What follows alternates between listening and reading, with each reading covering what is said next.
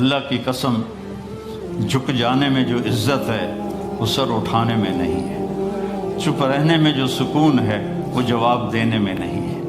ایک عورت نے پوچھا یا رسول اللہ میرے خامند کا میرے اوپر کیا حق ہے؟ آپ نے فرمایا تیرے خامند کے جسم پہ پھوڑے نکل آئیں اور ان میں گندا پانی جمع ہو جائے اور تو زبان سے چاٹ چاٹ کے اس کے زخم صاف کرے تو بھی تو نے خامند کا حق ادا نہیں کیا۔ دونوں کو بیلنس کیا ہے۔ بہترین مسلمان وہ ہے جس کا بیوی کے ساتھ اچھا سلوک۔ جب تک آپ کو صبر اور برداشت کرنا نہیں آئے گا آپ کی زندگی خوبصورت نہیں ہو سکتی۔ غصے کو پینا سیکھو، غصے کو دبانا سیکھو، غصے کے وقت چپ رہنا سیکھو تو آپ کی زندگی بڑی خوبصورت ہو جائے گی۔ دل دریا سمندروں ڈوبے کون دلاندیاں جانے ہو، وچے بیڑے وچے جھیڑے وچے ونج مہانے ہو۔ میرے نبی نے گھروں کو آباد کرنے کا ایک خوبصورت طریقہ بتایا کہ اس زبان پہ قابو کر لو، اس زبان پہ قابو کر لو، خاموش رہنا سیکھ لو۔ غصے کے بیوی کو غصہ چڑھ جائے تو خامند چپ کر جائے، خامند کو غصہ چڑھے تو بیوی چپ کر جائے تو آپ کا گھر خوبصورت رہے گا۔ اگر دونوں ہی آگ لگ گئی اور دونوں ہی بولنا شروع ہو گئے تو آپ بھی گئے، آپ کے بچے بھی گئے۔ اپنی زبان پہ قابو پانا سیکھو۔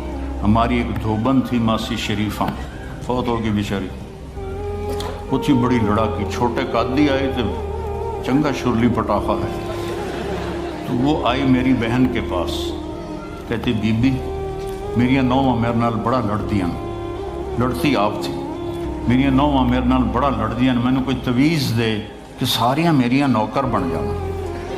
اب میری بہن کو تو پتہ تھا کہ ماشاءاللہ آپ سوا سیر ہے، تو میری بہن تویز گنڈے کا ہمارے ملک میں بڑا رواج ہے، تو ایسے الٹی سیدھے لکیریں لگا کے نا تو رول کر کے چھوٹا سا بنا کے نا کہا کہ ماسی جب تیری لڑائی ہونے لگے تو یہ تعویذ تم نے یہاں رکھ لینا اور چک مار لینا ایسے، اور اس کو گرنے نہیں دینا، گر گیا تو وہ تیری خیر کوئی نہیں۔ اور اس نے کیا کیا، اس کو چپ کروانے کا طریقہ، تو تعویذ کی تو بڑی اہمیت ہوتی ہے۔ تو ایک ہفتے کے بعد آ گئی، بی بی تو بڑا چنگا تعویذ دیتا، ساری لڑائی ختم ہو گئی کیونکہ ماسی شریفہ چپ ہو گئی۔ تو یہ سب ان عورتوں کو بھی تعویذ دیتا ہوں، ماسی شریفہ والا آپ کو بھی دیتا ہوں۔ ماسی شریفہ والا تعویذ لے لو، آپ کی زندگی بڑی خوشحال ہو جائے گی۔ اللہ کی قسم، جھک جانے میں جو عزت ہے وہ سر اٹھانے میں نہیں ہے، چپ رہنے میں جو سکون ہے وہ جواب دینے میں نہیں ہے۔ آپ خاموش رہنا سیکھو، آپ اپنے بچوں کو عزت دینا سیکھو، اپنے بچوں کو ٹائم دیا کرو۔ یہاں مرد کی بھی جاب ہے، عورت کی بھی جاب ہے، تو بچے نظر انداز ہوتے ہیں، ان کو ٹائم دو۔ میرے نبی نے فرمایا اکرموا اولادکم، اپنی اولاد کو عزت دو، اور آپ نے فرمایا خیرکم خیرکم لأہلہ، سب سے بہترین مسلمان وہ ہے جو بیوی سے اچھا سلوک کرے۔ اور ایک عورت نے پوچھا یا رسول اللہ میرے خامند کا میرے اوپر کیا حق ہے؟ آپ نے فرمایا تیرے خامند کے جسم پہ پھوڑے نکل آئیں اور ان میں گندا پانی جمع ہو جائے اور تو زبان سے چاٹ چاٹ کے اس کے زخم صاف کرے تو بھی تو نے خامند کا حق ادا نہیں کیا۔ دونوں کو بیلنس کیا ہے۔ بہترین مسلمان وہ ہے جس کا بیوی کے ساتھ اچھا سلوک۔ آپ نے 11 شادیاں کی، یہ شوق کی نہیں تھیں، یہ اللہ کے حکم کی تھیں اور ہمیں زندگی سمجھانے کے لیے تھیں کہ آپ یہاں رہو یا کہیں اور جگہ رہو، جب تک آپ کو صبر اور برداشت کرنا نہیں آئے گا آپ کی زندگی خوبصورت نہیں ہو سکتی۔ غصے کو پینا سیکھو، غصے کو دبانا سیکھو، غصے کے وقت چپ رہنا سیکھو تو آپ کی زندگی بڑی خوبصورت ہو جائے گی، بہت حسین ہو جائے گی۔ زندگی اندر ہے، باہر نہیں۔ اب روز رائس میں چڑھ کے کوئی اچھی زندگی نہیں گزار رہے، لائف تو اندر ہے۔ دل دریا سمندروں ڈوبے کون دلاندیاں جانے ہو، وچے بیڑے وچے جھیڑے وچے ونج مہانے ہو۔ یہ اندر ہے، لائف اندر ہے۔ اور کیا لطف انجمن کا جب دل ہی بجھ گیا ہو، جب اندر بجھا ہوا ہو تو پھر باہر کی چیزیں کوئی مزہ نہیں دیتی۔ عاصم کے مرنے کے بعد ہمیں کوئی شے اچھی نہیں لگتی، حالانکہ لائف ہر نعمت موجود ہے، سب کچھ موجود ہے۔ میرے بیٹے کا نام عاصم تھا جو فوت ہوا ابھی جب 36 سال کی عمر میں، تو کوئی شے اچھی نہیں لگتی کہ اندر ویرانی آ گئی۔ یہ اندر میں خوشحالی ہو، اس کے لیے صرف ایک ہی دوا ہے، وہ ہے محمدی بننا اور محمدی اخلاق کو اختیار کرنا، اللہ کے نبی کے طریقے پر چلتے ہوئے اپنی جان سے لڑائی لڑنا۔ ایک ہمارا دوست تھے، وہ تبلیغ میں گئے تو ان کو داڑھی رکھنے کا شوق ہو گیا۔ اب بیوی ان کی رکاوٹ بنے، کیا داڑھی رکھو گے تو مجھے طلاق دینی ہوگی۔ اب وہ کافی دیر بیچارے سوچتے رہے۔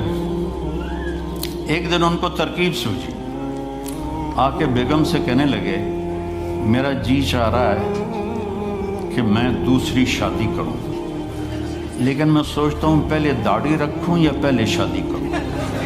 تو ان کی بیگم نے کہا پہلے داڑھی رکھ لو، پہلے داڑھی رکھ لو۔ تو ایسے اپنی بیگمات کو مناؤ پیار محبت سے۔ عزت تو نبی کے طریقے میں ہے۔ نبی کا طریقہ چھوڑ کے میرا والد مجھے ڈاکٹر بنانا چاہتا تھا، تو آج میں یہاں کھڑا ہوتا، اگر میں ڈاکٹر ہوتا، میرا چھوٹا بھائی ڈاکٹر ہے، بہت اعلیٰ ڈاکٹر، تو میں یہاں کھڑا ہوتا۔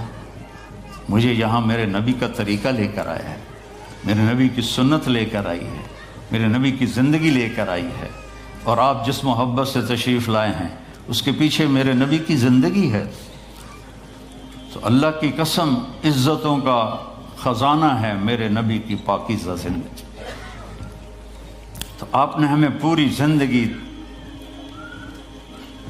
گزار کے دکھایا۔ حضرت عائشہ کی دلداری فرما رہے ہیں، عائشہ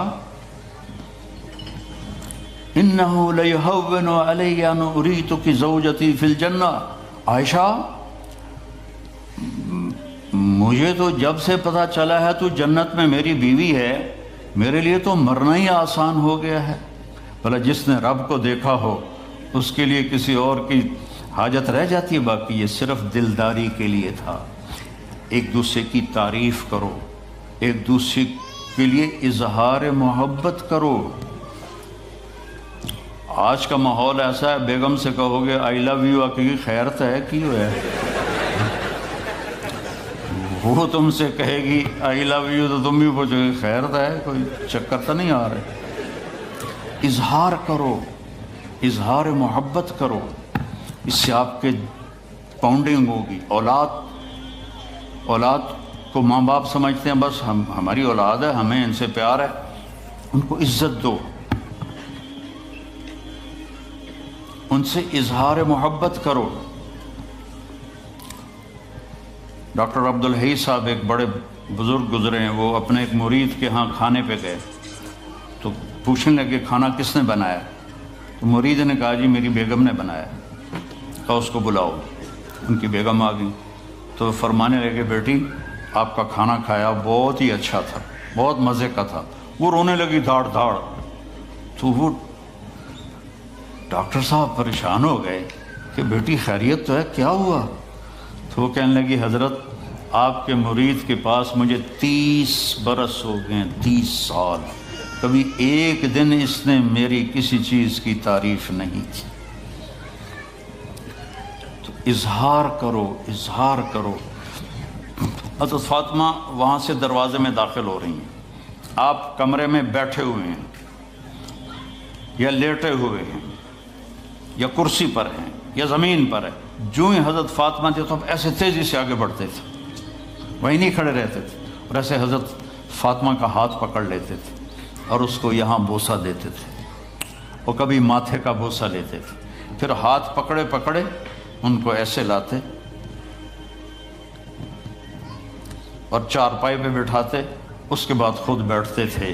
یہ میرے نبی کی عزت ہے اولاد کے ساتھ۔ یہ عزت دو، وہ تمہارے رہیں گے، تمہارے بن کے چلیں گے۔ ان کو نصیحت کی ضرورت نہیں ہے، ان کو تمہارے پیار کی ضرورت ہے۔ اور جب اللہ کے نبی حضرت فاطمہ کے گھر جاتے تو حضرت فاطمہ یہ کرتی تھی، وہ کھڑی ہو جاتی، آگے بڑھ کر اللہ کے نبی کے ماتھے کا بوسہ لیتی، پھر ان کا ہاتھ پکڑ کے ان کو چارپائی پہ بٹھاتی، پھر خود نیچے بیٹھتی تھیں۔ تو اظہار بہت بڑی دوا ہے، بہت بڑی غذا ہے۔ انسان محتاج ہوتا ہے اچھے کیے کہ وہ تعریف چاہتا ہے، خوشامد نہیں ہے، خوشامد حرام ہے، اور تعریف واجب ہے کہ اس کی حوصلہ افزائی کرو۔ تو یہ آپ کے بڑے گھر سے اور بڑی گاڑیوں سے آپ کی زندگی خوبصورت نہیں بنے گی، نبی پاک صلی اللہ علیہ وسلم کی مبارک زندگی کو اپنانے سے آپ کی زندگی خوبصورت بنے گی۔ باقی سب دھوکہ ہے، میرے رب کی قسم، سب فریب ہے۔ کچھ سال پہلے یہاں سے کوئی بڑے تاجر کی بیگم گئیں وہاں لاہور، تو مجھے انہوں نے ملنے کی خواہش ظاہر کی، تو ملانے والے نے کہا کہ یہ خاتون کے جو خامد ہیں وہ پاؤنڈ میں اربوں پتی ہیں، پاؤنڈ میں۔ ٹھیک ہے، وہ آ گئی اور آ کے رونا شروع کر دیا کہ لوگ مجھے سمجھتے ہیں میں بڑی خوش قسمت ہوں، بڑی دولت ہے، بڑی گاڑیاں ہیں، لیکن میں سب کو کیا کروں، میرے خامد کا سلوک ہی اچھا نہیں۔ ہر شے اس نے زیرو کر دی کہ سلوک اچھا نہیں۔ اس کے چند دن بعد ایک اور واقعہ پیش آیا۔ ایک نوجوان میرے پاس آیا کہ حضرت اللہ نے دنیا کی ہر دولت دی ہے، ہر شے دی ہے، لیکن میری بیوی کی زبان 30 فٹ لمبی، میں کہ 29.5 فٹ کٹ دے باقی ران دے، کہ اس کی زبان بڑی لمبی ہے، میں تنگ، اگر بچے نہ ہوتے تو میں اس کو طلاق دے دیتا۔ تو بھائی بہنوں، بچوں بچیوں، اگر زندگی کو خوبصورت بنانا ہے تو نبی کا طریقہ ہے، اللہ کی قسم اس کے سوا کوئی طریقہ نہیں۔